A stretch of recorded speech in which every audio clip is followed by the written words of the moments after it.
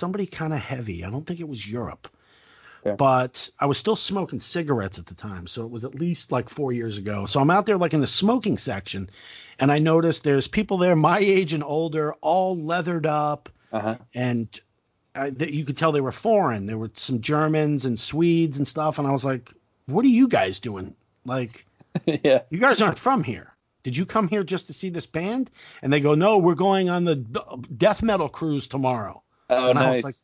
I was like, death metal cruise? Like, I need to hear. What are the names of the bands? Yeah. And they started naming them off. I've never heard of any of them, really. Was it actually called Death Metal Cruise, or was it that like 70,000 tons of metal? Was that the cruise? Yes. Okay. That was it. Yeah, I've heard about that tour before. I was like, that, like, I like a little bit of death metal, a little bit. Yeah. Yeah, I mean, a little bit of black metal, Swedish death metal, just a little bit. Yeah. But I was like, wow, these guys not only are here at this concert tonight, but they flew from Europe to be able to leave out of Fort Lauderdale on a cruise where they're going to see, all those bands where all their logos looked like they were drawn by the same guy.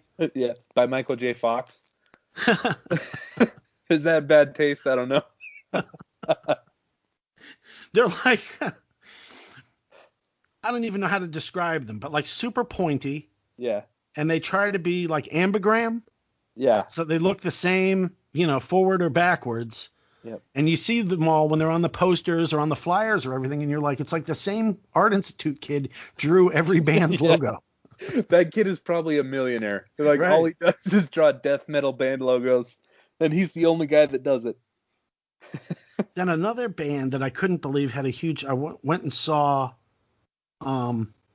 Maiden last year. One of the last shows I saw live. Yeah. And Steve Harris's son. Uh-huh. Do you know his band? I don't. And it's melodic metal.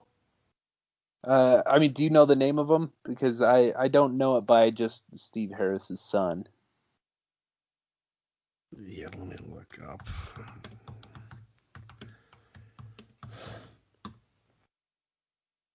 The Raven Age.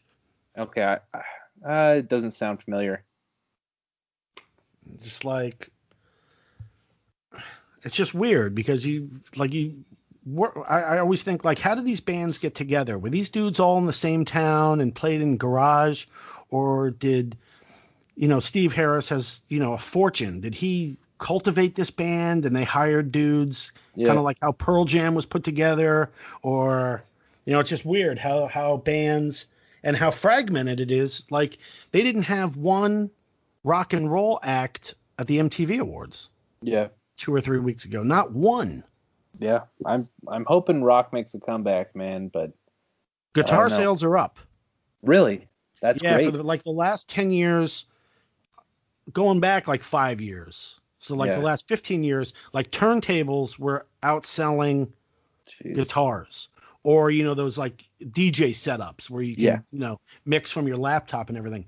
But now because of the quarantine and stuff, like Fender's numbers are up huge. Cool. Gibson's numbers are up huge. So. Well, that's good. That's good. I could use a little more, I could use more guitar music. And I like, do you know of the rapper Machine Gun Kelly? Yeah. Yeah. So he's been putting out like pop punk music recently, and he's actually really good, and I love seeing that. No, I mean, awesome. Not that it's not even that I don't like rap music. It's not really my thing. There's, I have at least 50 rap tracks on my phone that I listen to regularly, but for the most part, I'm a rock and metal guy. Yeah. So I shot a Machine Gun Kelly performance for his like DVD accompaniment or something. Nice, man. And it was young crowd. Yeah, I bet. It was a really young crowd, and they got wild. Yeah.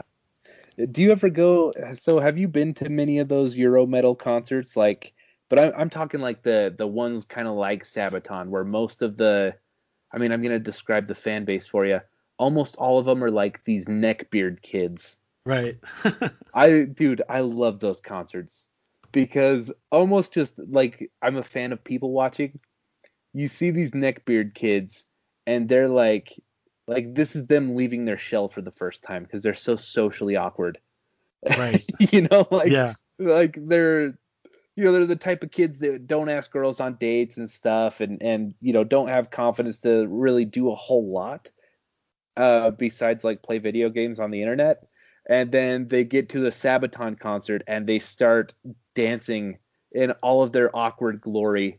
And it's usually just like all the horrible body odor smells are just pouring off of them. And it's a wonderful experience from a people watching point of view. it cracks me up. I don't know what year this is from, but Sabaton played that little venue by my house. Oh, cool. With Hammerfall. So it's either coming up October 4th. I don't think that's going to happen, but must have been last year or the year before. Yeah, well, if it is coming up, if you ever see them coming to that venue, man, I highly, highly recommend checking them out. They're one of those bands where like their albums, their music is very okay. Like I rarely listen to their tracks in my car, but like they're a can't miss live performance. Right. Yeah. Right. So anyways, man, we're running almost 2 hours. So wow, good stuff. Yeah. So I'm gonna let you go, and let's I might hit you back up so we can touch up that lost interview, and I would really like to get that out this week while Marsh is out of town. So definitely, let's do it. Cool, man. Well, thanks for coming on, Duck. I always appreciate you. Hey, everyone, make sure you check out Duck's fishing stuff and the BetterDuck. What is it? The BetterDuck Football Podcast? Is that what it's called? What did I call it? Better Canes Podcast. Okay, the Better Canes Podcast. And what's your fishing stuff called?